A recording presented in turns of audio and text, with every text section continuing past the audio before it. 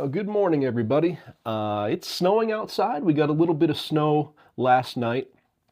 I just finished doing some shoveling and some plowing, having some tea after I already had some coffee. Got some waffles in the toaster oven. Planning on going out on a little cross-country ski adventure today. I'm gonna try to make it to a cave that I haven't been to in at least a few years, maybe 5 years. It's about a 2-mile trip, I would guess, from my house and 2 miles back. Hoping the snow is okay. It's a little bit sticky. There was a little bit of freezing rain that mixed in, but hopefully it works okay with the cross-country skis. I'm gonna get my gear together and head out.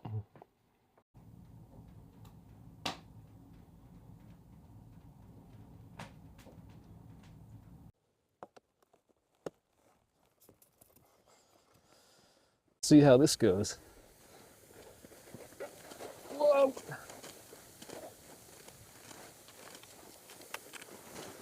Straight into a rock. So far the snow is actually really good. It's a little crusty underneath, but on top it's nice and fluffy. Saw a little bit of fresh deer tracks back there. If we see any animal tracks today, it's going to be fairly fresh. Oh, here's some more. Deer also, I think. I'm going to die on this hill. Got to put you guys away. Well, I made it down the hill in one piece. Beautiful down here by the stream. Saw some otter tracks down here recently. I posted a short of that where they had kind of belly slid down the hills into the stream. Always cool to see. I apologize if I'm a little bit nasally. I've had whatever the illness is that's going around where you basically everything turns into pneumonia and you cough for the rest of your life. But feeling a lot better. It's been a bit of a struggle though.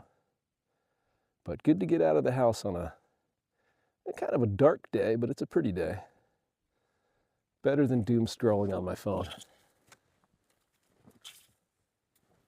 And another long hill to climb. It's hard to know how to dress for cross-country skiing.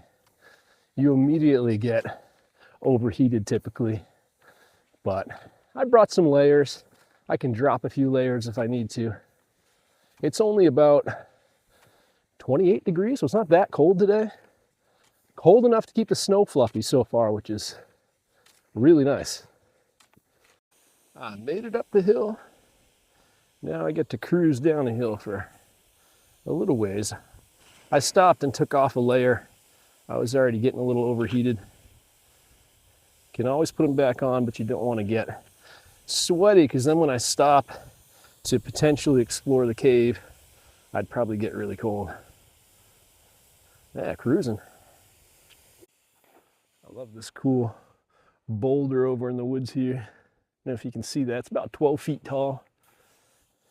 Climbed up it a few times. Be kind of fun to camp on top of it. Maybe someday. Let me know if you'd like to see that.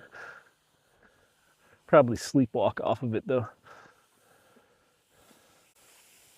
Right around here yesterday we stumbled upon some coyote tracks of a pair of coyotes that were walking this road. Followed them for about a mile. They were very fresh. They've been snowed over now. It was cool to see what they were checking out, covering some distance. Man, it's just been beautiful skiing so far. Couldn't ask for better. This is a Class 6 road, which means it's not maintained by the town. But people drive trucks out here and four-wheelers and snowmobiles in the wintertime. And oftentimes it's deserted and I have it all to myself.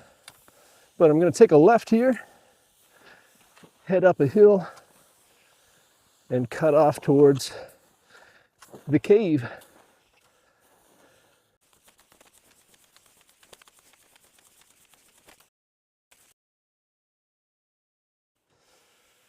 So off to the side of the road, here is an old cellar hole. Pretty elaborate one. Not sure if this was a large barn, a tavern, or just a large house. This would have been from the 1700s, when the early settlers lived up here and when these roads were traveled with horse and buggy. There's an old grave site just up the hill. This is the old graveyard here. I think when the snow is melted, you can read one or two graves. And there's another cellar hole up across the road. Oops, there we go. But yeah, these folks would have been settlers back in the 1700s, probably sheep farmers or some other kind of subsistence farming. But as you can tell from all these rock walls, the soil's not the best. And a lot of what happened is these folks or their descendants headed out west once that land was open to colonization. But a lot of history up here. I believe the number of citizens was actually higher then than it is now, especially for this few square miles. But I realize I never told you the name of the cave we're going to, and that is Devil's Den. It's a little confusing because there are a number of places called Devil's Den. It was kind of a cliche name for any place that was a bit of a cave or a cavern or a canyon that people thought was spooky. So there's a few Devil's Dens in New Hampshire where I am now. This is in either Alton or New Durham, depending on where the town line sets. I believe there's another one down in Pawtuckaway. There's a famous one down in Arkansas where there was supposedly an alien abduction. And I think there's one in Florida too. But yeah, they're all over the country. Devil's anything is usually just to mean that it was a bit of a spooky place. There was a devil's slide and a devil's hop yard up north where I grew up. But yeah, we're getting close. Maybe a half mile. I know there's a steep climb, so we'll see how that goes. I did bring some skins to put on my skis if necessary. Skins are just kind of like a fuzzy sticker you put on the bottom of your skis for more traction. I believe they used to be seal skins, that's why they're called that. But so far the snow is holding up well. I was sticking a little bit back there. I actually saw a bug, so that's not a good sign. Very tough little moth type bug was flying around. But yeah, let's keep on trucking and get to the cave. I just cruised down that hill for like a quarter mile. It was great. Came down here and there's some, looks to be fresh coyote tracks crossing the trail. I've seen a lot of deer tracks, but it's the first other creatures tracks I've seen. I'm kind of remembering there's more terrain between me and the cave than I thought. So yeah, this might be like a 5 or 6 mile round trip actually, but good exercise. I made it to a little kiosk here with a map. Looks like unfortunately somebody's been blasting bullet holes in it, but good point of reference. The trailhead for the cave and Devil's Den summit are up this hill. Well, I am out of breath. That was a very steep climb, but we made it to the Devil's Den trail.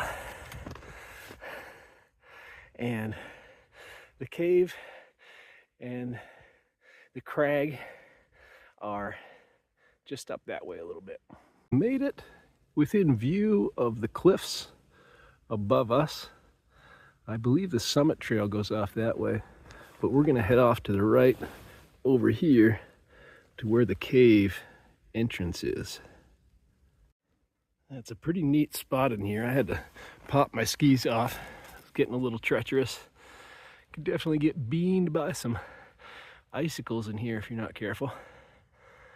Sorry if the audio got worse. I had to ditch my microphone. I got a little water in my charging port apparently.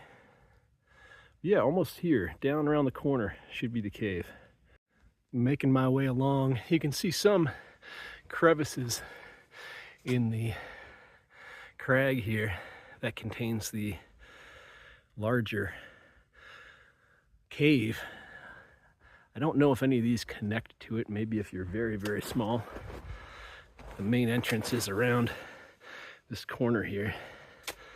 Gonna scramble over there. I ditched my skis. I put spikes on my feet. Cross-country boots are not the best for traction, but doing okay with the micro spikes on. All right, here we are at the entrance to the cave. Quite a little scramble up these rocks. Glad I had my spikes on. About a week ago, we got a lot of freezing rain, and all the rocks are kind of covered in a glaze of ice. But one thing I noticed, which is kind of cool, see if I can get a shot of it for you, a little bird's nest right here under the overhang. Not sure if that's Phoebe's or another little fly catcher, but they've got a really cool spot. All right, I'm gonna get my headlamp, flashlight out, and see if there's anything spooky waiting for me in the cave. Let's head into the cave. Of course, exploring a cave, ooh, really icy, by yourself, well, breaking off some icicles is not the smartest thing to do.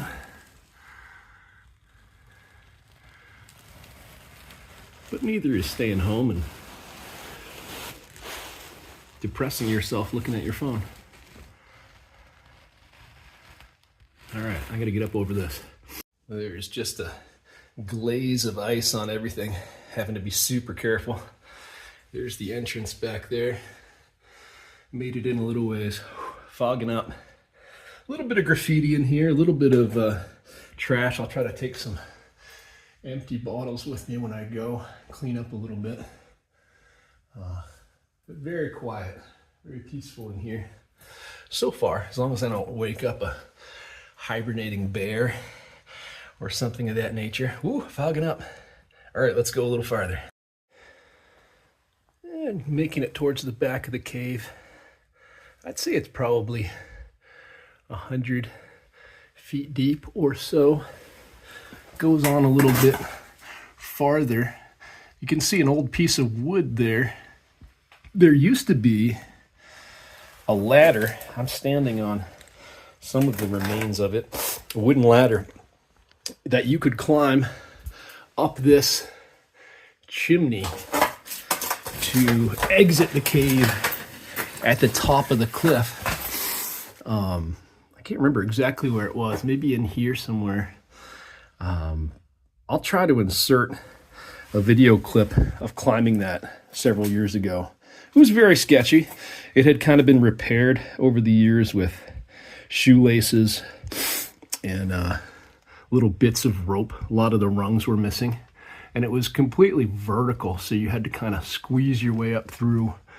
And there's a little exit funnel. You kind of had to crawl out from the top of the ladder. Would be a very bad thing to do on a day like this where everything's coated in ice. Kind of had to vertical Rambo crawl. Yeah, see if I can get in here a little bit farther. That's crazy. This is the top of it, so.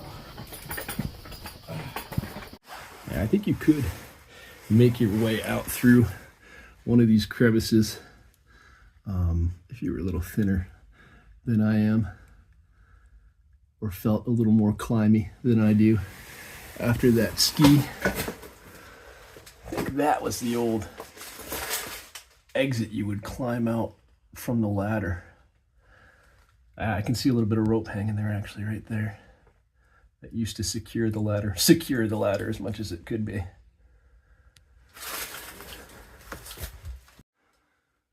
But yeah, it's pretty neat in here. Definitely worth the journey to check it out. Maybe in the summertime I'll try to squeeze through some of these crevices when there's less risk of ice falling on me. I'm gonna make my way back out the way I came in. Ceiling here is about, 20 feet high, maybe higher in places. It's a pretty big chamber for New Hampshire. We really only have boulder caves in New Hampshire. We don't have limestone caves the way they do in other parts of the country. So it's unusual for them to be too extensive. Grabbed a little bit of trash that I saw in there. Making my way out, I could see the remains of an old iron gate. From what I read, there was someone back in the early 1900s that decided they would try to charge people to come in and explore the cave. I think it was like a quarter. But yeah, I don't know if that worked out for them or not. The gate is long gone. I made it out alive. There are some legends about this cave that the Native Americans used to use it as a shelter and as a lookout, like out the chimney section. You can see quite far from up there. Possibly true, possibly just a legend. I'm sure they knew about the place. Not sure I would want a shelter in there. It's pretty damp and extremely dark. But if there was no other option.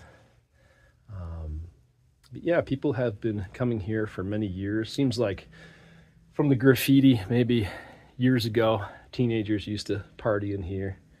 I don't feel like teenagers do that kind of thing as much as they used to when I was a kid.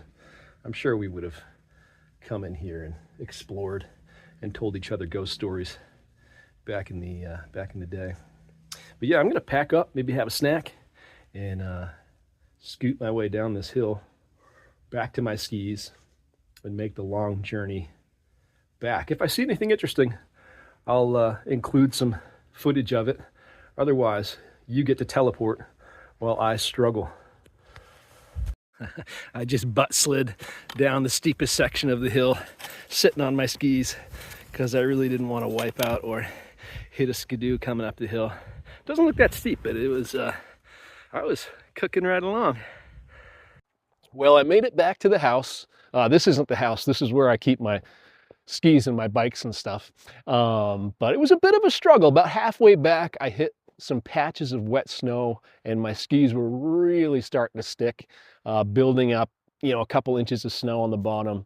I thought I had some wax, but it turned out to be all dried up and wasn't worth it.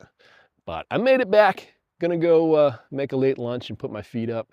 Let me know if you've ever been out to Devil's Den. I'm curious. Drop a comment. Let me know if there's other places near you that are also named Devil's Den. I think there's quite a few of them out there. But yeah, please subscribe if you want to see some more of these little outings. Drop a like if you can. I really appreciate it. But yeah, we'll see you on the next one, guys. Thank you.